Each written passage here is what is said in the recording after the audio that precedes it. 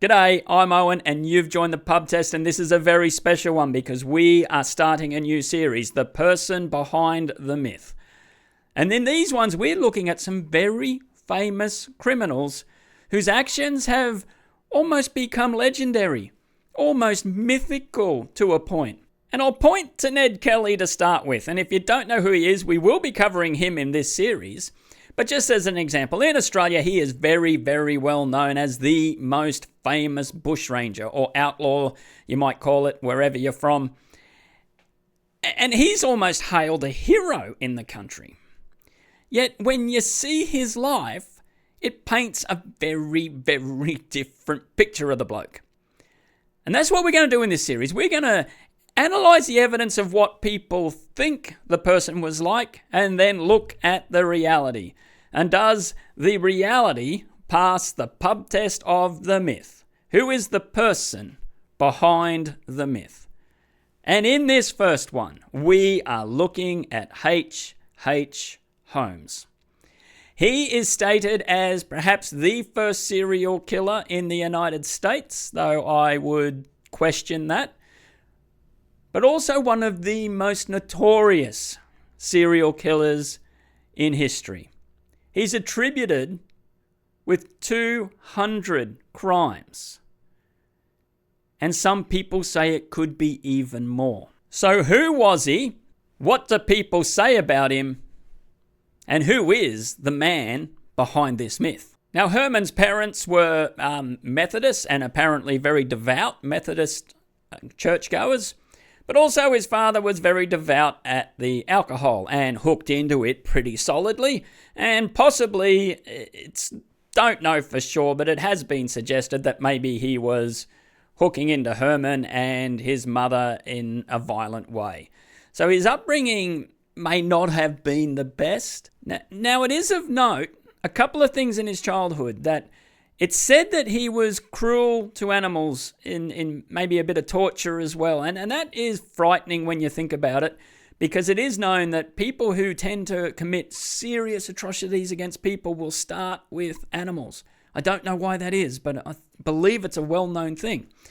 But also it's said that himself and a slightly older friend of his in childhood were checking out an abandoned house. And he saw this lad by the name of Tom fall from a second-story window to his death, which was obviously rather horrifying and would traumatize you. But the suggestion is made that maybe he didn't just stand there and watch. Maybe he was close enough maybe to give him a little bit of a shove. And that was his first foray into the crimes he would commit later. Now, in his personal life, it was in 1878 that he got married. So he's only 17, but that wasn't that uncommon at the time, which is fair. The marriage only lasted 6 years. He did have a child who actually went on to be quite successful and quite a decent individual. But it is stated that he was quite abusive, particularly to his wife, and that's no doubt why that marriage didn't last and she's moved back to the parents. And it's probably fortunate that this child had very, very little to do with this bloke, as we are going to see. But he did get a very good education. He went to the University of Vermont, and he went to the University of Michigan, particularly in the surgery department. But for some reason, his academic ability struggled while he was at university. But he did manage to pass. So he was qualified as a doctor. Well, it's said that this could be part of the reason why he struggled at higher education, because his con man, we could say, started coming out in him. It's said that he tried to do some insurance fraud while he was at university to help pay the bills. So he would get a cadaver, like a dead body from the university, which no doubt they were using for practice, and falsify a bit of an insurance and claim life insurance on this already dead body. And that this was a bit of a scam that he'd been doing for a little while to help pay for the tuition. Now, it said in 1880 that he murdered a train conductor, took on his identity, and then performed a series of murders in that area. Now, it's said that he was doing this to claim the life insurance. So he would murder someone, set up a false identity, and claim some money. Now, it must have been a very good lark, because apparently he was doing this for quite some time. Remembering this was happening whilst he was studying, and he's also married and just had a child. So that's just mind-bogglingly disturbing when you think about it. Now, 1886 was a very busy year for him as well. We see that he marries again, but not officially, can't get officially married, even though he tried to dissolve his original marriage, but he marries a person by the name of Maida Belknap, I think it is pronounced. They have a daughter together, and she also, the daughter, goes on to live quite a productive, meaningful life with none of this other drama that her father demonstrated in his life, which begs the question, which I'm not going to get into in this video, but nature or nurture? Well, this bloke didn't have much nature about him, and I don't know how much nurturing he was doing, thank goodness for these people. But he also got a job at a drugstore or chemist, whatever you want to call it, pharmacy in Chicago. Now, the owner of the business really liked what he was doing, and he ended up buying the business. It's said that maybe the owner, she disappeared, and now he's got the store. That's the story. But then he's bought a plot of land across the road. And this would be the place of the infamous murder castle. So with his cash, he decides to build this monstrous 3-story building full of mazes, hundreds of doors that open onto brick walls or open in different spots. So if you got a room there, it would be hard for you to find your way out. With traps, torture chambers, everything you could possibly want for appropriately named murder castle. Absolutely frightening. But how on earth could you get away with building this without someone saying, hey, buddy, don't know what you're doing, but I don't think it's very good, and maybe we need to report you to the police? Well, he had a plan where he would hire contractors and give them just a little bit of information. So they'd build part of it, and then he would turn around and say, that work is shoddy, not only am I not paying for it, but you're out the door. And then he'd get someone else in and get them to do a bit more and a bit more and a bit more, and that's how he managed to build this place without anyone getting suspicious. Now, fortuitously for him, Chicago was going to be having the World Fair, where 40 different countries were going to converge on the place and show, why you should come and visit us. Sort of like the World Expo like we have today.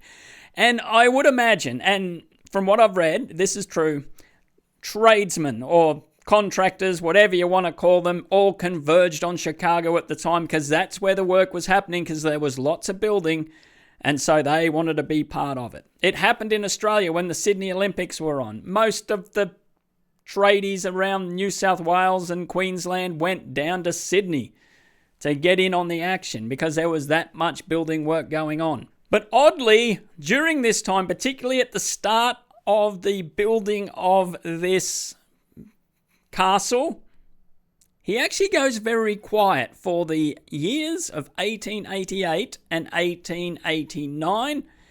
And it has been later suggested by a descendant of his, Jeff Mudgett, that maybe old Bud was over in Whitechapel performing the crimes of Jack the Ripper. In my opinion, it was more likely that he was laying low for two reasons. One, he had just been charged properly with fraud, insurance fraud. So he now, under the name of H H Holmes, is getting a bad reputation, so he had to lay a bit low. And running the construction of this building, you could not have been out of the country. It would have taken a lot of management. Particularly because he was conning the contractors as well. He could not do that in another country. So the fact, I do not see the connection with him being the Ripper. That's just my opinion. But if you want to check out that series, there's a playlist on this channel. Now, it is said that after the building of this murder castle, just in time for the World Fair in Chicago, he had it set up so that visitors would come. He would rent out a cheap room. And while they're in this place, they're getting lost. They don't know what's going on. And then you've got this absolute monster hunting them down for sport. They could fall through trapdoors. They could just get totally lost. And then he would take them down to the basement and do whatever you could have possibly imagined to the bodies. And then it's suggested as well, this wasn't just done for the fun of it. No, he was doing it for some more life insurance frauds, as well as selling skeletons at a high price to some of the colleges, because he could get good money at universities for these skeletons. So it was a business. It was an operating, functional business. As scary as that sounds. But also, he wouldn't just target just randoms off the street. He was making connections with people. And one in particular, Kate Durkee, he was encouraging her to come and visit and invest $40,000. And that in 1891-92 was significant amount of money. She brings the cash. She signs the papers. And then he puts her in this murder castle to stay the night. Free room. Well, apparently, she knew what her fate was going to be. And in his memoirs or confessions, which either one, he says he wrote out her final prayers for her before disposing of her to take her $40,000. But also, in part of this building, there were some shops because you needed a front. You couldn't just have a full murder castle. And he met Julia, a woman whose husband was running a jewelry counter inside this pharmacy at the murder castle. Well, for some reason, and I don't know what happened to his second wife at this stage, but she doesn't appear to be on the scene because he then starts a relationship with Julia. The husband finds out and he says, well, I'm out of here. Sadly, though, the husband and Julia had a daughter together. He's taken off. Doesn't care about the daughter, apparently, leaving Holmes and her to carry on their relationship. Something happened to Julia and she disappeared, and something happened to Pearl as well. His story later was he tried to perform a family management operation, but because he wasn't that good at it, she passed away. He didn't know what to do with the daughter, so he poisoned her and got rid of her as well. And if you thought this was a disturbing tale up to this point, well, you better settle in because things get busy from here on out. Now, this video could go on for a month if we started going through every little detail in this bloke's life, but there are a couple of important ones. Now, it is stated that he lured a person by the name of Minnie Williams to Chicago during this roundabout, this World Fair, whilst he's got his murder castle going on. He says that she pursued him, But she had a significant amount of money to leave behind.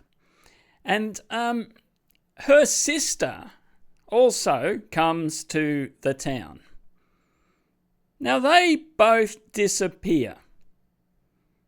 Now his story is that Minnie killed his sister and he helped get rid of the body and then didn't want anything to do with Minnie at all. Except that wouldn't exactly be true because he wanted the money and he got the money. He got the inheritance. So whilst that was the last anyone saw of Minnie, it's not the last you'll hear of her during this saga. So it must have been a very busy time because Holmes had a business associate, Peitzel. Now, Peitzel was married and had 3 children, but he had a little bit of a shady past, we could say, and that was perfect for Holmes. And so they ran some insurance cons between 1893 and 1894, and he actually got caught. He did get caught and put in prison for a bit of fraud, but he managed to get out very quickly. And during that time, he came up with a grand scheme. So he contacts someone and said, can you put me in touch with a lawyer who may go along with this? What we're going to do, I'm going to get me mate Peitzel, and we're going to take out a massive insurance on him.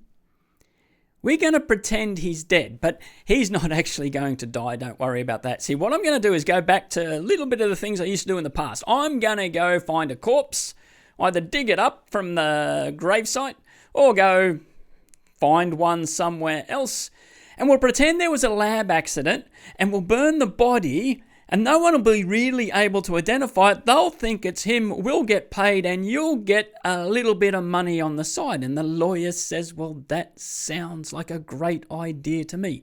And he actually does go along with the plan. So now Peitzel is waiting for him. And when Holmes turns up, he's got everything he needs except for one thing.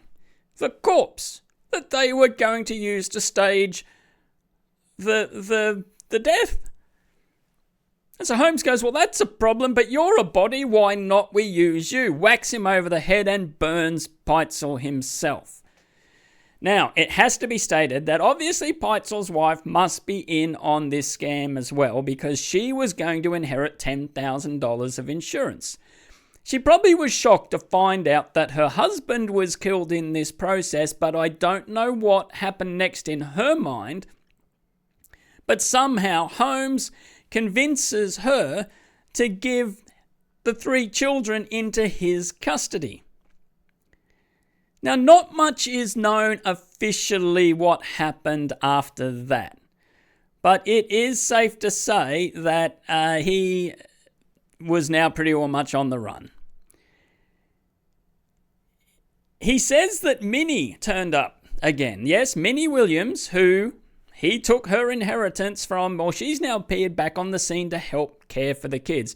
She's taken them over to England, found another bloke, and they're the ones that killed these 3 kids.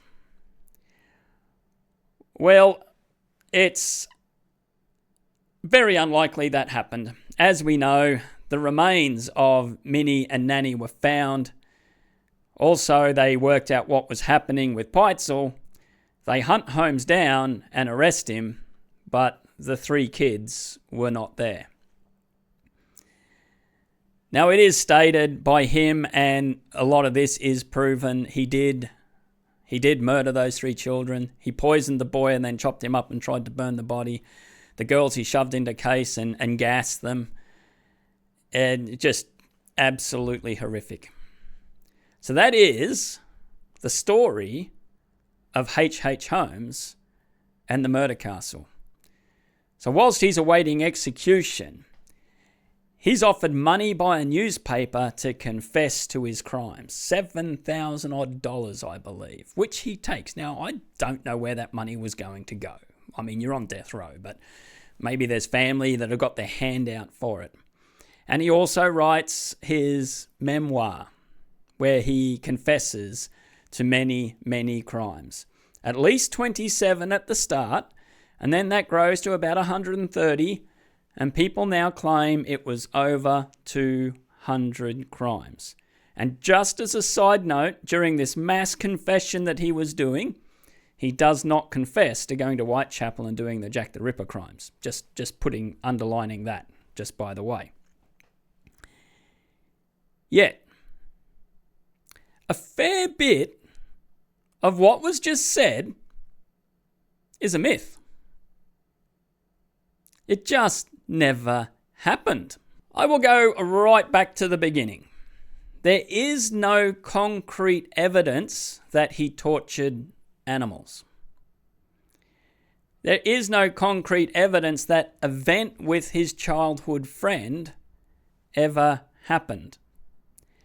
It's highly unlikely that he murdered that train conductor at the age of 19 and the train conductor was 65 and he managed to take his identity. Yes, a guy at 65 years old taking his identity to perform murders around that area. Particularly because he was studying elsewhere in the country. He wasn't even near there, and he was also fairly newly married. You would think the wife would notice that he was missing. Or maybe she didn't care, and that would be fair considering this bloke. Added to that, by his own words, he says the devil came into him around 1882 to 84, not in 1880. So we start seeing by his own statements, he starts contradicting himself fairly massively. But what is surprising to me, and I just still don't understand how these myths can grow to way more than what they are, but the murder castle itself did not exist. I know that's going to sound surprising to many people, but the murder castle itself, the actual building that people believe it was only 2 stories fully built. Yes, in the picture you see 3 stories, but the third hadn't been built in yet and never got completed. The bottom story was full of shops. The second story was apartment blocks, but they were permanent rentals. He didn't have that many rooms to rent out, and he certainly didn't have the room to have these mazes and trapdoors and dungeons and torture places. He was using the third story to try a con, to try and get people to invest to finish the building, saying, look how well this is going. You too could live up there. Give me some money. And some people were. Like, he got arrested for trying to sell mortgaged properties, so properties that he didn't even own. That's what he got put in prison for eventually, even though he got let out pretty quickly. He was just a shonky con man. A very, very good one at that. And we may remember Kate Durkee, mentioned earlier, how he took her $40,000, had her stay in this murder castle, and he murdered her and did terrible things. Well, when he confessed to her murder to this newspaper, another newspaper ran a slightly confusing article. See, Kate has come out and said, well, he did take my money, but I haven't been murdered by anybody. I'm still quite alive. So he was starting to confess to crimes that he didn't even commit. And when the police were investigating him, they went through the castle, as it was called, and found nothing untoward. There were no torture chambers. There were no rooms full of bodies. So where did this myth of the murder castle come from? Well, yeah, he was a despicable human, but the papers loved it. It was the paper that paid him money to get this confession, and you could imagine how much that would have just made news and sold heaps and heaps of papers, this notion of this bloke doing what he's allegedly to have done. Because it's interesting, when we go back to young Pearl, who was never found again, they went to Holmes's, not the murder castle, but his other residence in Chicago, and did find some bones at that house, which could have been pearls. They don't know, but it was not in this murder castle. And added to that, there are people that now debate whether he should even be on a serial killer list. And the reason for that is the definition of the serial killer being someone that is doing this for the thrill and the psychological enjoyment from it. This bloke did things just to either cover up or to get something from people. I mean, why he killed Peitzel, he probably thought that was the easiest way of getting that money. What he was doing with the children, I don't know whatsoever, but maybe it was a cover story for him so he could do more cons, and he worked out that wasn't happening, particularly when the police were chasing him down, so he had to get rid of them. So that's definitely 4 people that he did kill. And we know that he would have done away with the Williams sisters as well. But what was the reason for that? To get the inheritance. He was after something from them. And once he got something from you, you were of no use anymore. And we see that throughout his life. That was his MO. I want something, I get something, you are no longer of any use to me. But this notion of him building this monstrosity of a building to hunt people down, and hundreds of people apparently that he did, just doesn't stack up. That was a myth. The man behind the myth was simply a cowardly con man who took advantage of people. Yes, many people he claimed to have killed weren't dead. They were either conned by him and swindled by him, so they didn't want to come out public and make a big deal of it, because that even happens today. People take your money and they con you, you feel embarrassed. And Kate Durkee wasn't the only person that he said he killed who was still alive. He said he murdered someone in medical school and they were still alive. It just seemed to be a bit of a game to him to start confessing to things, to build up his reputation way more than what it's worth, and the media companies jumped on board with it. And when the murder castle got burnt down not long after his arrest, well, they could keep running with it because there was no way of proving that what they were saying wasn't true anymore. Except the fact that it just didn't happen the way everyone believes. Yet, it is kept going because of things such as American Gothic, the movie, which is supposedly based around his life. I even saw a board game based around the murder castle with H H Holmes' name written on the box. And I believe there's been some other TV series talking about this or doing a dramatization of his life, all centered around this building that they thought it was because the papers made it so. The man behind the myth, H H Holmes, in my mind, and this is solely my opinion, was nothing more than a petty con man who, once he got what he wanted from you, you were of no use, and so he found a way to dispose of you. He was not this brilliant mastermind. In fact, the clumsy way he got caught and the way he went about those crimes really proved that he was just a cowardly individual. And right at the end there, making up all these claims just to pump up his own reputation and pump up his own ego.